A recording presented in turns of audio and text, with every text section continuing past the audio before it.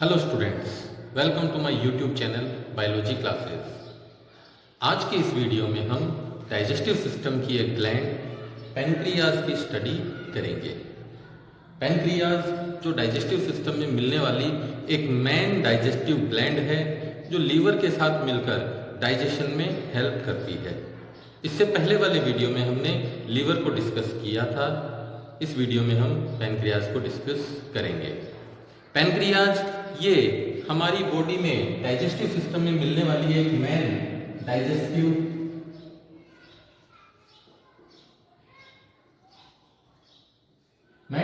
Gland है। ये gland abdominal cavity में at the posterior surface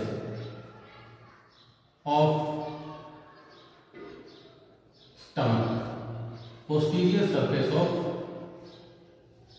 stomach present होती है। यदि हम पैनक्रियाज की लोकेशन देखें तो पैनक्रियाज अपनी लोकेशन में स्टमक के पोस्टीरियर एंड पर लोकेट रहता है। स्टमक जो कि एक सैक लाइक स्ट्रक्चर है। यदि हम स्टमक की स्ट्रक्चर देखें तो स्टमक में दो कर्वेचर हैं, लेसर एंड ग्रेटर। स्टमक का ग्रेटर कर्वेचर पोस्टीरियर एंड को शो करता है, पोस्टीरियर एंड को शो करता है। और इसी पोस्टीरियर एंड पर स्टमक के बिल्कुल नीचे और ड्यूोडेनम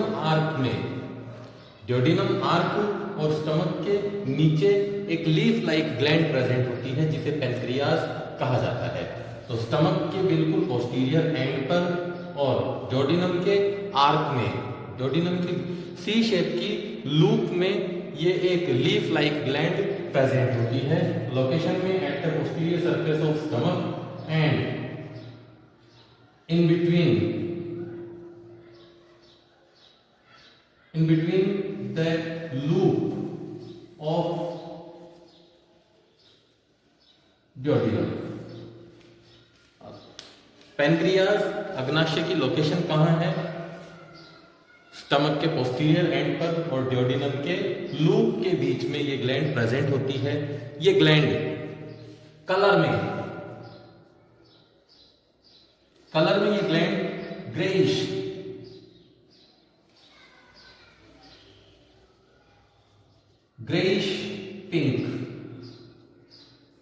पिंक कलर की होती है। ग्रेइश पिंक कलर की ग्लैंड है, यानी डल पिंक कलर की ग्लैंड होती है। ये ग्लैंड लगभग 60 ग्राम वेट में, लगभग 60 ग्राम की ग्लैंड है। 60 ग्राम की ये ग्लैंड है जो लगभग 2.5 सेंटीमीटर वाइड चौड़ी होती है और 12 से 15 सेंटीमीटर लॉन्ग होती है। वजन में 60 ग्राम की ग्लैंड है पैनक्रियाज। अपने डायमीटर में, ये थिकनेस में लगभग 2.5 सेंटीमीटर थिक होती है, वाइड होती है और 12 to 15 सेंटीमीटर लॉन्ग होती है। ये एक लंबी लीफ लाइक ग्लैंड है। ये ग्लैंड 4 पार्ट्स में डिवाइड रहती है। एक्सटर्नल स्ट्रक्चर में पैनक्रियाज को हम 4 पार्ट्स में डिवाइड कर सकते हैं। The part of pancreas which are present near to the loop of duodenum,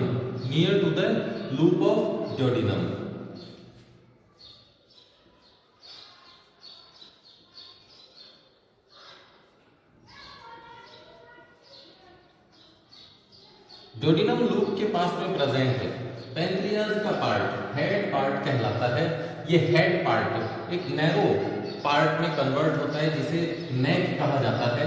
नेक आगे एक लंबी बॉडी का फॉर्मेशन करती है और बॉडी का टॉप पार्ट जो लगभग स्टमक के पास प्रेजेंट, स्टमक के नियर बाई प्रेजेंट एक ऑर्गन स्प्लीन और लेफ्ट किडनी के पास आकर एंड होता है। पेनक्रियाज का टेल पार्ट कहलाता है। तो लोकेशन में पेनक्रियाज की हेड पार्ट, हेड और नेक कहाँ प्रेजेंट है? डोडिनम लूप में।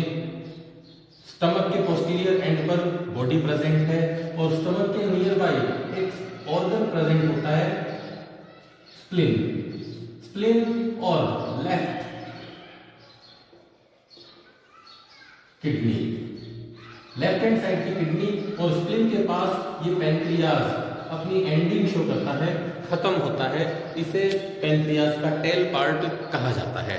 तो पेनक्रियाज जो डोडिनम आर्क में प्रेजेंट है, head, neck, body and then tail part तक एक्सटेंड रहता है।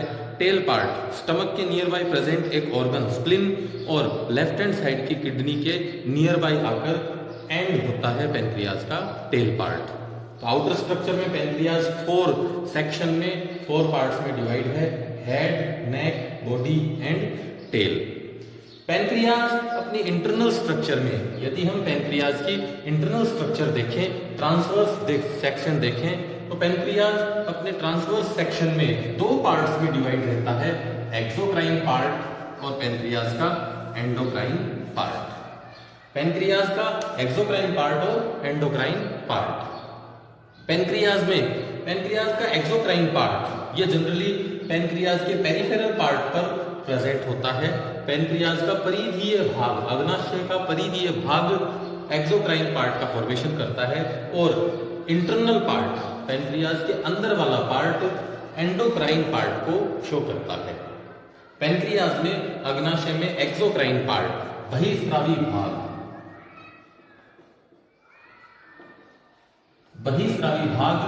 Exocrine part generally pancreatic acini या लोब्यूल्स, पैनक्रियाटिक एसिनाई, अग्नाशय एसिनाई या अग्नाशय पुट्टिकाओं से मिलकर बना होता है। पैनक्रियाटिक एसिनाई या पैनक्रियाटिक लोब्यूल से मिलकर बना होता है एक्सोक्राइन पार्ट। ये पैनक्रियाटिक एसिनाई से बना हुआ एक्सोक्राइन पार्ट, पैनक्रियाज में पैनक्रियाटिक एसिनाई से बना हुआ exocrine part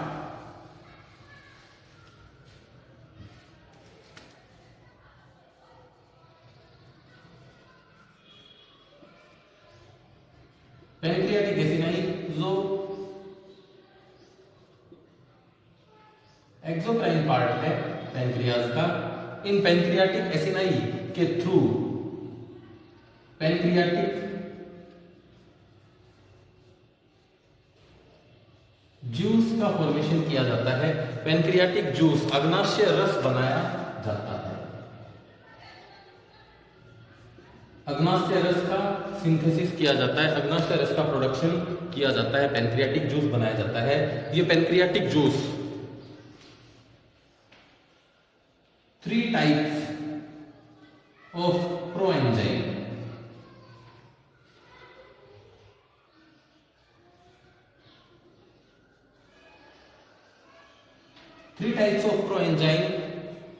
and some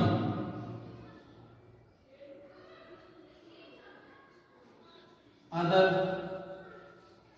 enzyme से मिलकर बना होता है। पैनक्रियाटिक जूस कुछ स्पेसिफिक एंजाइम्स और कुछ प्रोएंजाइम्स से मिलकर बना होता है। प्रोएंजाइम, पैनक्रियाटिक जूस में प्रेजेंट प्रोएंजाइम्स एंजाइम के प्रिकर्सर फॉर्म होते हैं, प्रारंभिक रूप होते हैं। किसी भी एंजाइम का प्रारंभिक रूप जो निष्क्रिय अवस्था में इनएक्टिव स्टेट में होता है, एंजाइम का वो फॉर्म जो इनएक्टिव स्टेट में होता है, वह रूप जो निष्क्रिय अवस्था में होता है, प्रोएंजाइम कहलाता है। कोई भी एंजाइम अपनी इनएक्टिव स्टेट यानी प्रोएंजाइम फॉर्म में किसी भी तरह की एक्टिविटी या फंक्शन शो नहीं करता। ऐसे प्रोएंजाइम वाले एंजाइम्स को एक्टिव किया जाता है कुछ स्पेसिफिक एक्टिवेटर की हेल्प से। तो प्रोएंजाइम एक इनएक्टिव स्टेज है जो पैनक्रियाटिक जूस में प्रेजेंट होती है।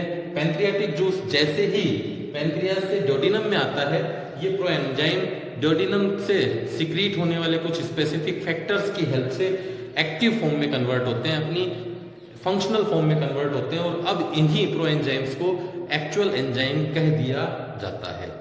तो हमारे पैनक्रियाज की पैंक्रियाटिक एसिनाई के थ्रू सिक्रीट होने वाले 3 इंपॉर्टेंट प्रोएंजाइम्स हैं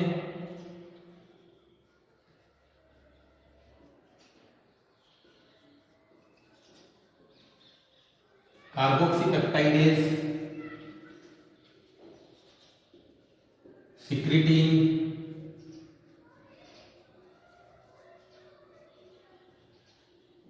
एंड कोलेसिस्टोकाइनिन। ये 3 प्रोएंजाइम्स हैं, इनएक्टिव स्टेट हैं प्रो कार्बोक्सीपेप्टाइडेज,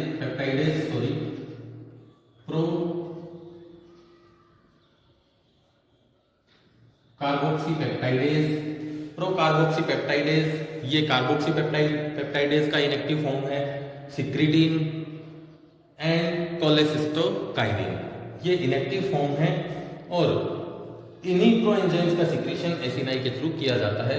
इन 3 इंपॉर्टेंट प्रोएंजाइम्स के अलावा एसिनाई सेल्स के थ्रू कुछ एक्टिव एंजाइम्स भी सिक्रीट किए जाते हैं। ये सम अदर एक्टिव एंजाइम्स हैं DNAs, RNase,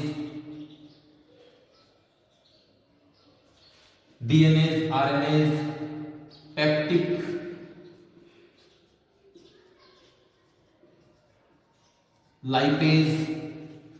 pancreatic lipase, pancreatic alpha amylase etc. Pancreatic lipase, pancreatic alpha amylase, DNAs, RNase ये कुछ एसेंशियल एंजाइम्स हैं जो एसिनाई सेल से सिक्रीट होने वाले पैंक्रियाटिक जूस में प्रेजेंट होते हैं और फूड के वेरियस फूड कंटेंट जैसे carbohydrate, protein, DNA, nucleic acid जैसे डीएनए, आरएनए, लिपिड ईटीसी के डाइजेशन में हेल्प करते हैं। पैंक्रियाटिक एसिनाई से बनने वाला पैंक्रियाटिक जूस ह्यूमन बॉडी में पैंक्रियाटिक एसिनाई लगभग 500 to 600 ml एक दिन में लगभग 500 से 600 ml पैंक्रियाटिक जूस का सिक्रीशन करती है। ये पैंक्रियाटिक एसिनाई लगभग 500 to 600 ml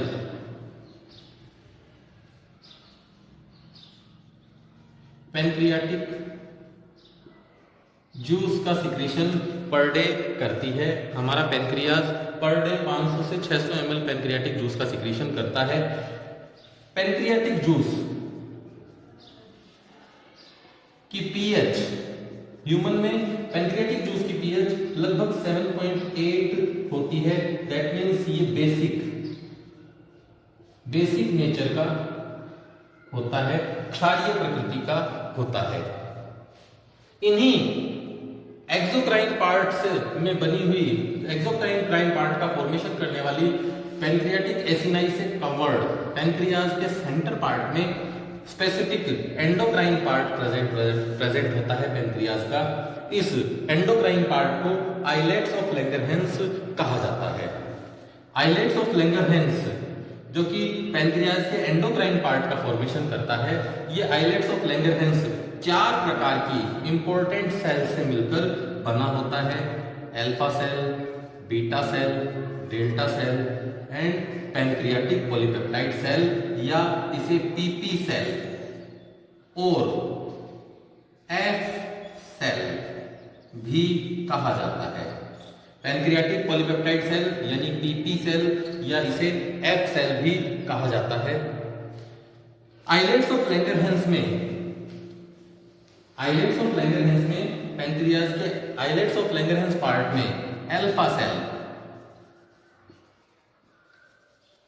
alpha cells location में ये पेरिफेरल होती है यानी परिधि की ओर पाई जाती है। पेरिफेरल लोकेशन शो करती है, पेरिफेरल अरेंज होती है। प्लस ये लगभग total islets of Langerhans cells का 15% पार्ट बनाती है। Makes the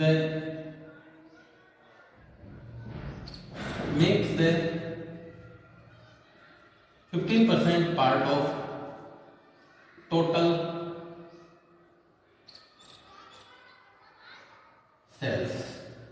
islets of Langerhans की टोटल सेल्स का 15% पार्ट ये बनाती है। अल्फा सेल से एक इंपॉर्टेंट हार्मोन सिक्रीट होता है जिसे ग्लूकागोन हार्मोन कहा जाता है। पैंक्रियाज की आइलेट्स ऑफ लैंगरहैंस में मिलने वाली अल्फा सेल्स जो पेरिफेरल पार्ट में प्रेजेंट है, ये total islets of Langerhans cells का 15% पार्ट बनाती है और एक स्पेसिफिक हार्मोन सिक्रीट करती है, glucagon hormone. Glucagon hormone body में प्रेजेंट ब्लड ग्लाइकोजन को कन्वर्ट करता है ग्लूकोज में। तो ब्लड ग्लाइकोजन को ग्लूकोज में कन्वर्ट करने का कार्य करता है। थोड़ा लीवर को याद करो, लीवर सेल्स ग्लूकागोन हार्मोन की प्रेजेंस में, in presence of glucagon hormone the liver cells convert the excess of glycogen, convert the glycogen into glucose. ये एक फंक्शन हमने पिछले वीडियो में पढ़ा था ग्लूकागोन हार्मोन का। ब्लड ग्लाइकोजन को ग्लूकागोन हार्मोन किस में कन्वर्ट करता है, ग्लूकोज में कन्वर्ट करता है। और इसी फंक्शन के कारण इस ग्लूकागोन हार्मोन को डायबेटोजेनिक हार्मोन कहा जाता है। डायबेटोजेनिक हार्मोन दैट मींस ये ब्लड ग्लूकोज लेवल को बढ़ा देता है, डायबिटिक कंडीशन को इंक्रीज करने में हेल्प करता है। इसी तरह से आइलेट्स ऑफ लैंगरहैंस में सेकंड सेल है बीटा सेल। ये बीटा सेल्स इंटीरियरली प्रेजेंट होती है, यानी अंदर की तरफ प्रेजेंट सेल्स हैं। डायग्राम में देखो, पेरिफेरल पार्ट पर अल्फा सेल्स को मैंने शो किया है एक गहरी डॉट वाली सेल्स से। ये सारी सेल्स क्या हैं, अल्फा सेल्स। और इसी तरह से बीटा सेल्स को मैंने शो किया है शेडेड सेल से। जितनी भी शेडेड सेल्स हैं, ये सारी शेडेड सेल्स बीटा सेल का फॉर्मेशन कर रही है। बीटा सेल की लोकेशन देखो, पेरीफेरी से सेंटर की तरफ है। सेंटर की तरफ ये बीटा सेल्स प्रेजेंट होती है, तो ये इंटीरियरली प्रेजेंट होती है और लगभग 65% टोटल सेल्स का 65% कवर करती है। 15% कौन है, अल्फा सेल। 65% कौन है, बीटा सेल्स। ये बीटा सेल्स 65% बीटा सेल्स एक स्पेसिफिक हार्मोन इंसुलिन का सिक्रीशन करती है। और इंसुलिन हमारी बॉडी में एक्सेस ऑफ ब्लड ग्लूकोज को कन्वर्ट करता है ग्लाइकोजन में। लीवर सेल्स की हेल्प से लीवर सेल्स में insulin hormone excess of body blood glucose को कन्वर्ट कर देता है ग्लाइकोजन में। और इस तरह से ये इंसुलिन हार्मोन डायबिटीज मेलिटस की कंडीशन को कंट्रोल करने में सहायता करता है। अगर हमारी बॉडी में इंसुलिन हार्मोन की डेफिशिएंसी हो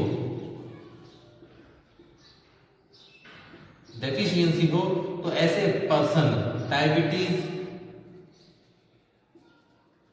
मेलिटस डिजीज से अफेक्टेड होते हैं, मधुमेह रोग शुगर से अफेक्टेड होते हैं। ऐसे पर्सन्स में ब्लड ग्लूकोज लेवल डिक्रीज होने लगता है क्योंकि इंक्रीज होने लगता है क्योंकि इंसुलिन हार्मोन की एब्सेंस में ब्लड ग्लूकोज को ग्लाइकोजन में कन्वर्ट नहीं कर पाती है बॉडी, और इस वजह से लगातार ब्लड ग्लूकोज लेवल बढ़ने लग जाता है। तो बीटा सेल्स से सिक्रीट होने वाला इंसुलिन हार्मोन डायबिटीज की कंडीशन को कंट्रोल करने वाला एक इंपॉर्टेंट हार्मोन होता है। बीटा सेल्स के अलावा आइलेट्स ऑफ लैंगरहैंस में मिलने वाली थर्ड सेल है डेल्टा सेल। इन डेल्टा सेल्स को डायग्राम में इंडिकेट किया गया है डॉट डॉट वाली शेड से। इन डॉट डॉट वाली शेड से इंडिकेटेड सारा पार्ट डेल्टा सेल्स को शो करता है। Delta cells islets of Langerhans में delta cells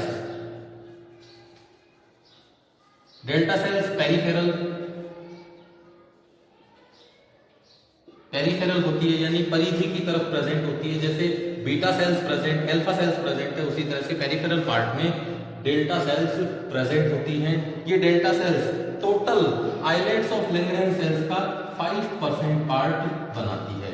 total islets of Langerhans cells का 5% पार्ट बनाती है और इसके थ्रू एक हार्मोन सिक्रीट होता है सोमेटोस्टेटिन।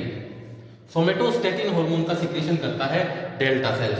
ये सोमेटोस्टेटिन 3 मेजर फंक्शन करता है अल्फा एंड बीटा सेल्स से इंसुलिन ग्लूकागोन एंड इंसुलिन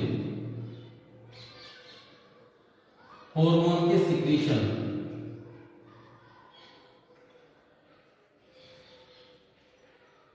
को डिक्रीज करता है।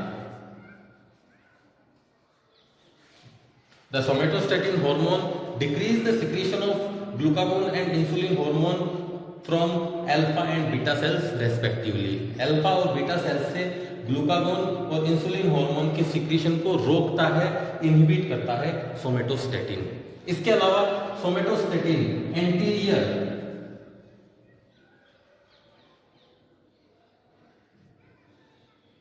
Pituitary gland lobe, pituitary gland की एंटीरियर लोब से सिक्रीट होने वाले ग्रोथ हार्मोन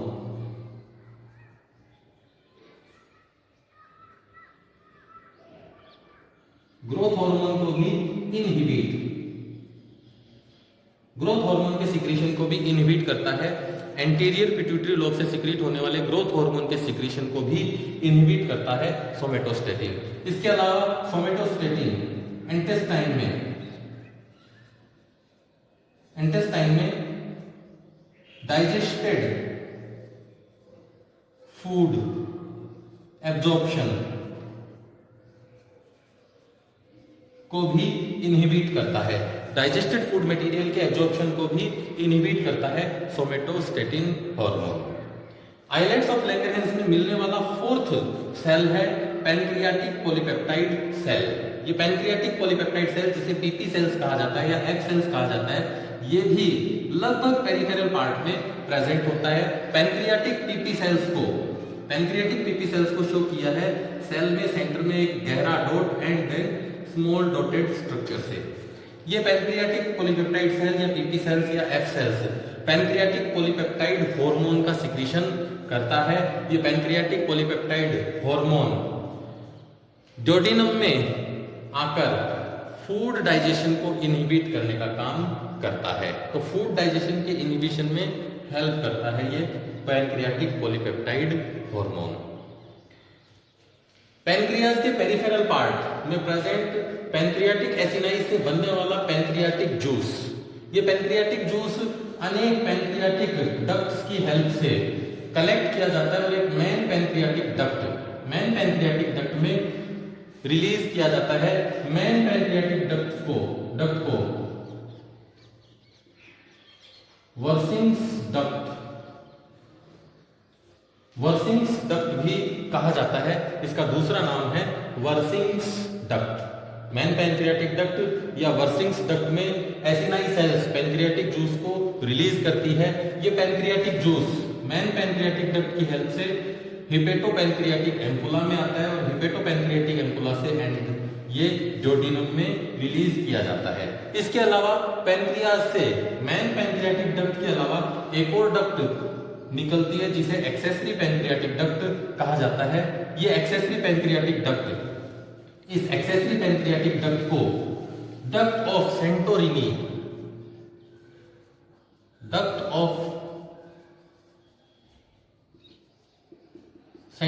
भी कहा जाता है। ये duct of Santorini, accessory pancreatic duct या duct of Santorini direct duodenum में पैनक्रियाटिक जूस को सिक्रीट करने में सहायता करता है। तो आज की इस वीडियो में हमने पैनक्रियाज की डिटेल स्ट्रक्चर पढ़ी, पैनक्रियाज का लोकेशन, पैनक्रियाज की इंटरनल स्ट्रक्चर एंड पैनक्रियाज से सिक्रीट होने वाले हॉर्मोन्स और पैनक्रियाटिक जूस में present various enzymes, digestive enzymes. Next video में हम बात करेंगे डाइजेशन की फिजियोलॉजी की। तब तक के लिए थैंक यू, बाय बाय।